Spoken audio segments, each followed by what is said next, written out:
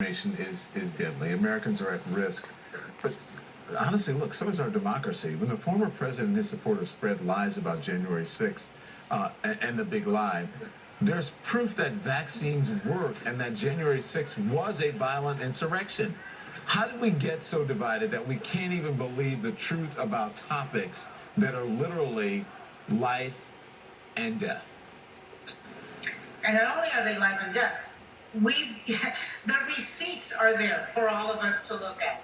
I mean, how can anybody look at the video that we saw in those hearings today and think that that was tourists, not terrorists? At first, I thought maybe they were mispronouncing the word terrorist.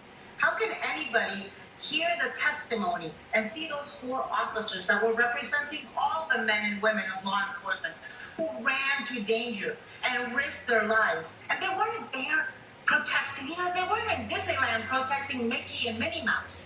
They were in the Congress, they were in the Capitol of the United States protecting the Congress people and senators as they did their jobs. And so for some people, because of complicity with Donald Trump, because of covering Donald Trump, because of not wanting to implicate Donald Trump, don't give these officers the respect of even appointing credible Republican appointees to this committee and then pretend that this is not going on, that they didn't have time to watch these proceedings. And it's all about complicity. It's all about this cultish mentality where loyalty to Trump trumps loyalty to country, loyalty to Constitution, loyalty to logic, and endangers people's lives. In the same way we are seeing lies and misinformation endanger people's lives when it comes to COVID, we saw how months of propagating and promoting and instigating the big lie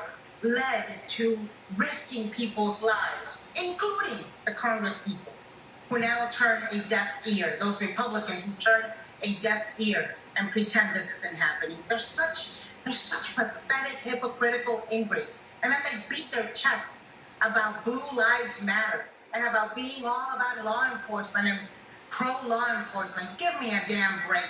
If you're not willing to give Officer Fanone or Officer Dunn or Officer Gonell the time of day and the respect they deserve, kindly spare me. Spare me the sermons about how much you love law enforcement. Anna Navarro, thank you. Simone